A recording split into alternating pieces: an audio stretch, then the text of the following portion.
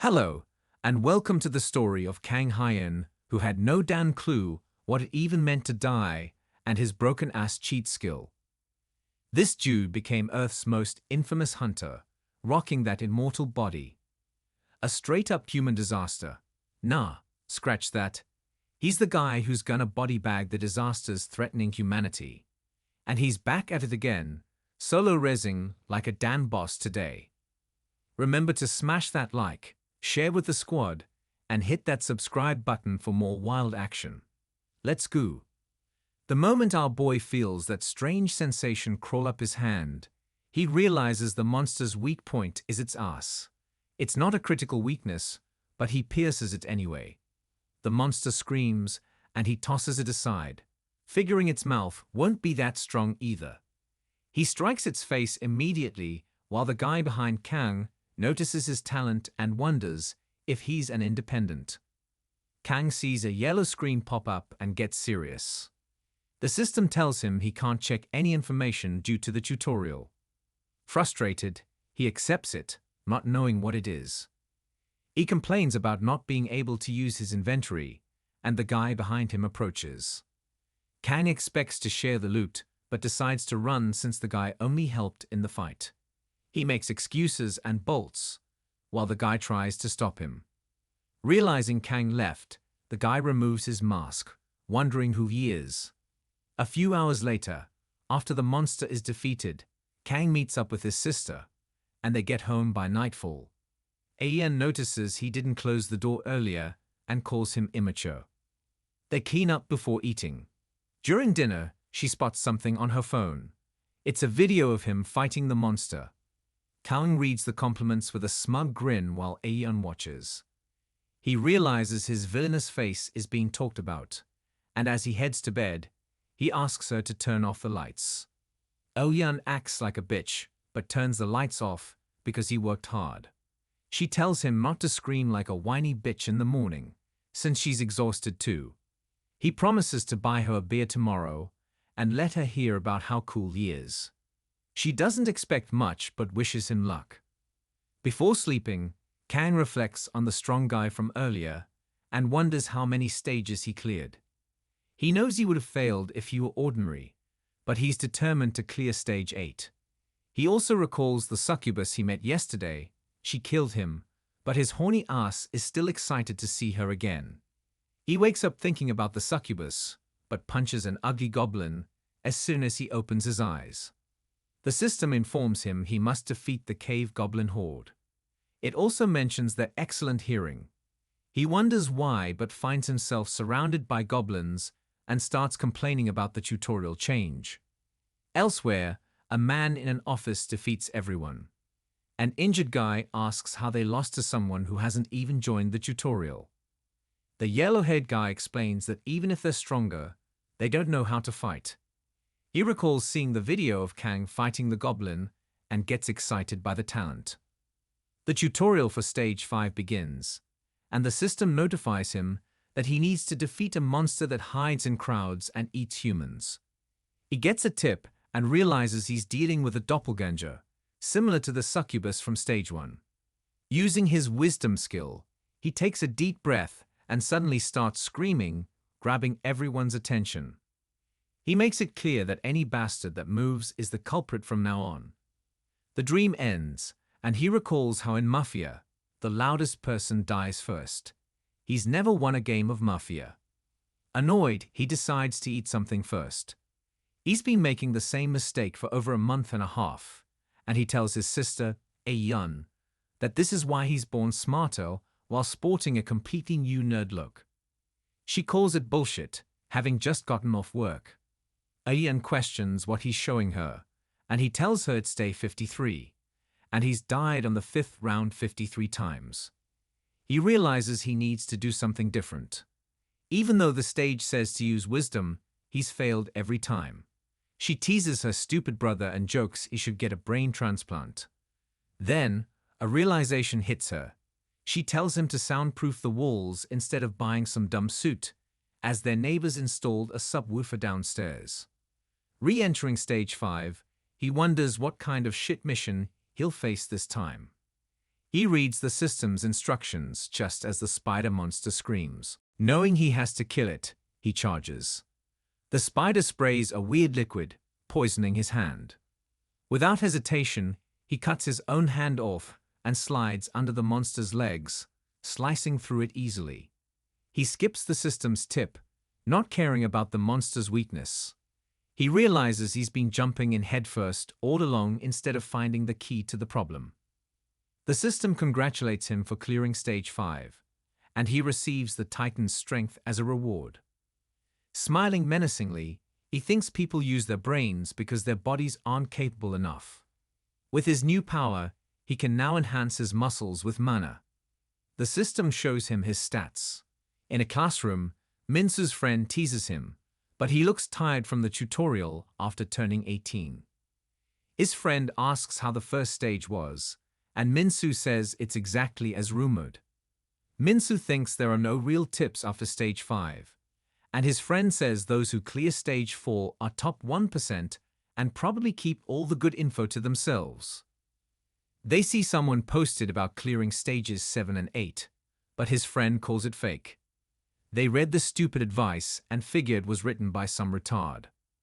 They assume it's a troll and leave bad comments. Meanwhile, Kang gets pissed because his genuine advice was trolled. Aoyun asks why he's whining again, and he tells her he shared high-ranked tips, but got trolled by bastards. She calls him stupid for bothering, but he tells her to wait. He's going to clear stage 8 and become the 3rd tutorial graduate in the nation. He talks about surpassing the guild master and president, making his sister laugh. She tells him his retarded ass can't compare to the geniuses who cleared the stages in one go. He tells her to shut up, reminding her that he cleared stages 6 and 7 in one go. As the sun sets, our boy goes to sleep, and the system asks if he's ready to enter the final stage 8. For clearing stages 6 and 7, Kang receives a B-rank long sword and armor. He realizes that if he can clear stage 8, he will be able to use his inventory and powers in real life and check the items he earned after defeating the hobgoblin. Kang doesn't care about finishing the stage in one go, but wants it to take no more than a week. The system displays a question about his principal, which confuses him. Suddenly, the space around him starts to break. The ground cracks, and he falls into a hole, waking up in a city. Confused, he notices a girl bump into him, but pass through his formless body. This is his first time seeing a city in the tutorial, but he realizes the people around him aren't human. He observes a creature looking at him and wonders if it can see him. He realizes the creature isn't looking at him, but at a huge wave of monsters behind him. He recognizes some of the monsters and realizes this situation is far worse than the dungeon break 2 months ago, resembling the end of the world. The system gives him a timer, and he assumes this is what might happen to Earth in 5 years. A massive monster looms above him, steps on him, and his surroundings change again. A voice questions how his experience was. Kang realizes the mysterious being is a god, but the being tells him he's just a dimension administrator. Stage 8 is a personal interview, so Kang can freely ask questions, and the administrator can ask Kang questions as well. Kang asks if what he saw is the future of Earth. The administrator says it depends on what everyone does from now on. Kang questions the administrator's authority, asking if he can't just stop everything himself. The mysterious figure explains that he's only an administrator, not a guardian, and is simply maintaining balance. His role is limited to the status messages and tutorials he provides. The administrator then asks Kang why he lives his life and under what principle. Kang is curious about why the administrator is asking this. The administrator says it's because observing humans recently sparked his interest.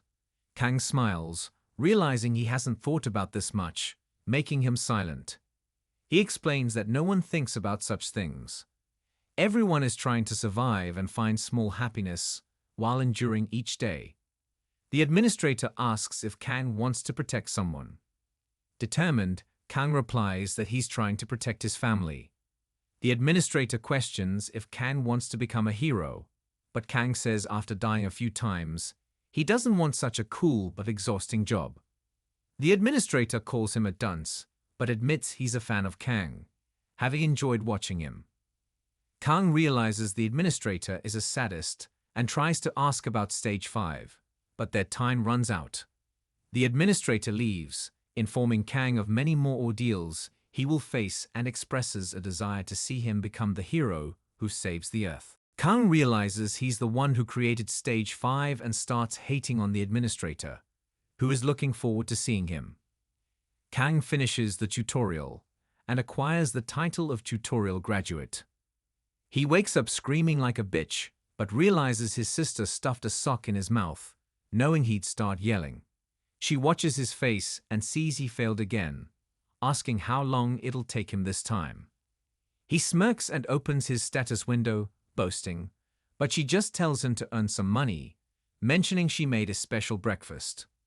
Annoyed by her attitude, he mutters that she acts like a bitch, which is why she doesn't have a boyfriend. Hearing this, she hits him with a utensil before leaving.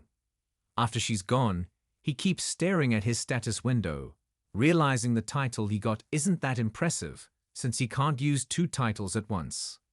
He opts to use the tutorial graduate title and opens the box from the Goblin, excited to finally see what it is. Turns out, it's a skill book. He screams in happiness, and the system asks if he wants to learn Magic Explosion. He gains the skill instantly and applies some rewards to the talented education school. Meanwhile, a new civil servant, An Mi-young, walks to her first workplace, talented education school, where those who completed the tutorial go to get certificates. She's proud their country set up this system first, likely due to an existing infrastructure. As she approaches, excited about the future heroes she'll meet, she encounters Kang and immediately starts crying in fear, asking him to show his real ID. His confusion grows as she becomes more scared when he speaks. The students behind him think he's blackmailing her and begin taking pictures. Instructor Kim Lee-hyun notices the delay and comes over. Kang and Kim recognize each other, and Kim checks Kang's info. He notes Kang looks different from his picture, but Kang explains it's due to his skills changing his appearance. He suggests a DNA test if they don't believe him. Kim sees Kang's cleared Stage 5 and asks if he's been in any dungeons illegally. Kang admits he went in a few times before the laws changed. Kim questions the unique ability Manly Power listed in his info, and Kang explains it boosts his strength. Kim then asks Kang to verify if he cleared Stage 5. Kang shows the skills he got in Stages 3, Regeneration, 4, a ring, and 5, Titan's Strength, which he labeled as Manly Strength. Kim allows him to demonstrate. The blonde guy from earlier recognizes Kang from a Goblin video as Kang takes a deep breath and screams loudly, scaring everyone. Kim is satisfied and lets Kang proceed to the first floor, while the blonde guy watches, smiling creepily. After being rejected due to his ID photo looking different, Kang thinks his lion's roar might change people's opinions. Instead, he overhears students saying he shouted at a woman and made her faint. He realizes the rumors have gotten twisted. Kim, the head of Songnam's talented education school, then comes on stage and introduces himself. He explains that for the next 10 days, they'll have theory classes in the morning and practice in the afternoon. Meals and accommodations are provided, and as long as no one causes major trouble, they'll get their certificates. Kim talks about how the world's been changing drastically and mentions that information about dungeons and monsters is constantly being updated. He admits that what they learn now might not be fully accurate in the future, but the focus is on survival. Kang feels Kim is already being a downer, and after the first period ends, he's bored, wondering how he'll survive the next 10 days. A muscular guy named Guak-soo approaches Kang to introduce himself. Having heard about Kang's earlier commotion, Guak decides to put him in his place by squeezing his hand. But Kang, using Titan's strength, endures, and squeezes back even harder. The musclehead retard realizes he's losing the strength battle, but with everyone watching, he can't back down. Suddenly, Gwak's veins burst open, and blood splatters everywhere. The blonde guy Yusung watches the scene unfold with a creepy smile. An ambulance takes Gwak away, and Kang tries to explain to Kim that Gwak's arm just suddenly swelled up and exploded. Kim, naturally, doesn't believe him, but Kang insists that without his unique ability, he'd have been the one hurt. He even suggests checking the CCTV footage. Kim asks him about his manly strength ability, but Kang dodges the question and makes excuses, so Kim lets him off and tells him to return to the classroom. Exhausted from all the trouble, Kang sits down, and Yusung moves next to him, introducing himself as an 18-year-old who just completed the tutorial. Sung tells Kang to talk to him comfortably and excitedly asks how he managed to pop the old retard's hand, calling it an amazing skill. Kang tries to defend himself, saying it wasn't his fault. Kim returns to the classroom, saying that because of the delay, he'll go over the main points. He explains that dungeons are classified into two types: ordinary dungeons and irregular dungeons. Ordinary ones break after 4 weeks, causing monsters to pour out, while irregular dungeons have unpredictable break times. To stop a dungeon break, either the main core must be destroyed or the normal core needs to be periodically attacked to delay the break. As Kim explains this, another musclehead retard starts complaining about the useless education they're receiving. Kang thinks these macho idiots are a real pain in the ass. Kim warns the guy that another outburst will get him expelled. The musclehead challenges Kim, asking what he's going to do about it. Kim sets up a challenge. For 1 minute, he'll only block or evade attacks, and if the trainee lands even a single hit, he'll graduate immediately. If not, he'll be expelled. Kang and Sung, despite being annoyed by the situation, get excited, thinking the upcoming fight looks fun.